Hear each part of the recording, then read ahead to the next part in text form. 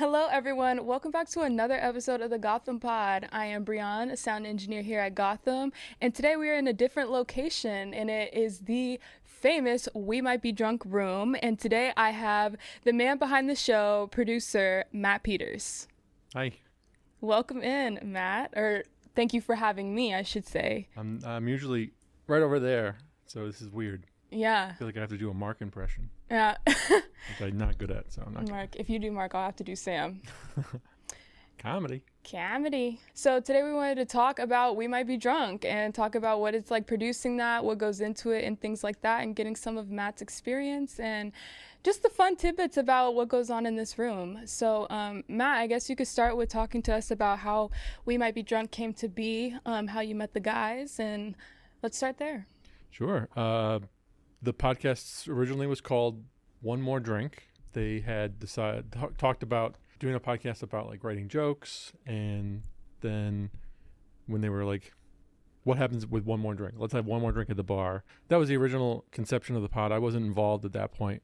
When we became part of the show, it was already called We Might Be Drunk. They changed the name only like maybe 4 episodes in to We Might Be Drunk. We came involved at episode 19. They did all their episodes on Zoom. We had followed Sam for a while because he recorded one of his other podcasts with us, Pod Don't Lie. And I saw he was recording a new podcast. And I emailed Sam and I was like, I see you're doing a new pod. I'll take care of you. They had a producer and he got a job producing a different podcast. And then I said, let me do it. And they said, okay. The studio itself, for We Might Be Drunk studio, was smaller than this is. And then after maybe like 4 months, I said that, we should do something more permanent. And we built the first studio for We Might Be Drunk. Came together really cool. When we moved here in 2022, it was nice that we're on a 2-month break because they were on tour. So I had 2 months to build this set. Oh, nice. Which was like great. Yeah. Give me 2 months. You know what I really like about your story, Matt, is that you feel the need, like whether it be starting Gotham and also starting We Might Be Drunk. Like, I think that's a good takeaway for anybody who wants to be an entrepreneur or start their own thing, is like filling a need. Mm-hmm. You know what I mean?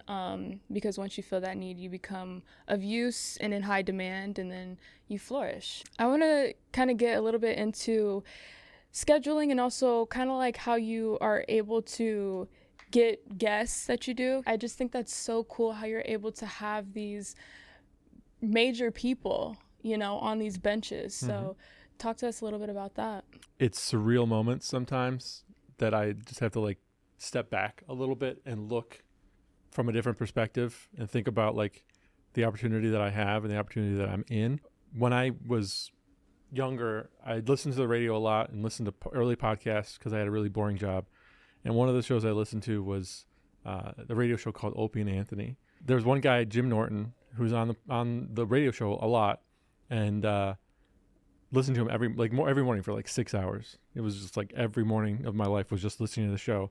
And then flash forward how many years it was, like I get a phone call on my phone and it's Jim Norton. So I just like really think about those moments where it's like the people that were influential and like forming me a little bit are people I work with on a regular basis. As far as getting guests, a lot of the heavy lifting in the beginning was through their network. So they would talk to their friends or people they knew.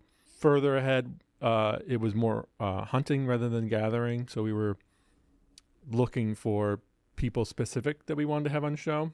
Sometimes it'd be difficult for them to reach out directly because it's like they're asking their friends to do a favor and they don't want them to feel like they have to because Mark and Sam are asking. Yeah. Saying no to me is easier.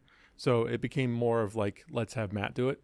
And then it went beyond that to like using their Rolodex to using publicists and agents and managers and building relationships with talent agencies and PR agencies and just like reaching out. And it was a lot of fun to kind of learn that process because I never really did it before. And just like, hey, this is the show we have. Would any of your clients be interested? And then like one day we get an email from one publicist and they're like, Allison Brie wants to come on the show. Like, that's weird. Like Allison Brie, she sat right here. That's like really weird. Like she's not in the comedy world, but she's like a real actor. We started out with like trying to find people that were like related or like they're friends of the guys or in New York or comedians that are like very close to the situation we're in now. And then it was like, let's reach out to comedians that are maybe a little higher, actors that are a little higher.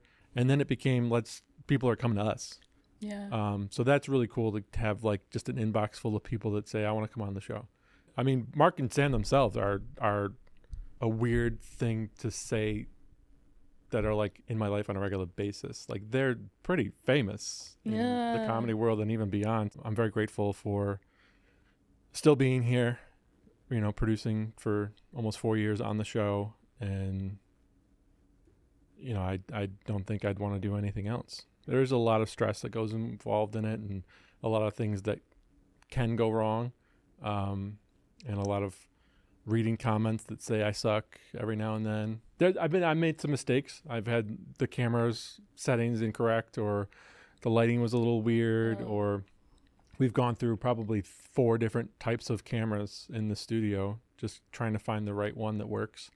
Different lenses, different lights, different everything. So it's been a learning process to get everything correct, and some weeks it doesn't come out correct. But I've never lost audio or video completely. Like we've never had to record something and say, uh-oh, we lost it. So I also am interested in like how much I assume the guys have their own managers, right? So you personally have to coordinate with the managers, right? Or do you talk specifically to Mark and Sam? I have talked to their managers and agents, but not usually. Like their schedules, they just tell me their schedule. Oh. And we have pretty much a set recording schedule. Mm-hmm, mm-hmm. So they're both on a website called Punch Up that has their tour schedules. And so I cross-reference that with like booking guests. Cool. So where do you see the show going, or what are your hopes for the show? My big hope is a live podcast, just trying to not cannibalize the stand-up ticket sales.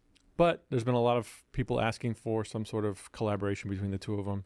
I'm in the early stages of having conversations with other people involved with the show about doing like a small comedy festival. As far as what's next pertaining like in the room, we have a bucket list of guests that we really want to have on. Are we able to shout them out? A couple? One person that said they will come on the show the next time they're in New York, Vince Vaughn. She likes Vince Vaughn. I love Vince Vaughn. I didn't know you would know who he was.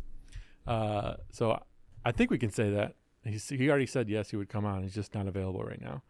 We're still working on Jerry Seinfeld. The Rock, we don't have any confirmation from that, but like he's a bucket list guest. He's got a tequila. I had a margarita last night with his tequila in it. Good stuff. What about like Chelsea Handler? I don't know if she does much stuff.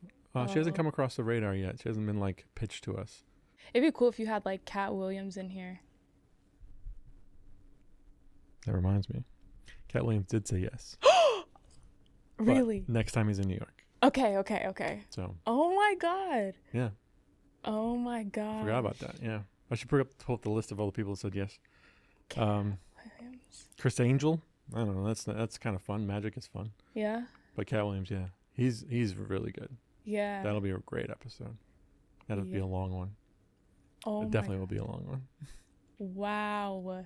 All right, you guys. Thank you guys for tuning into this episode of the Gotham Pod, and we will see you on the next episode.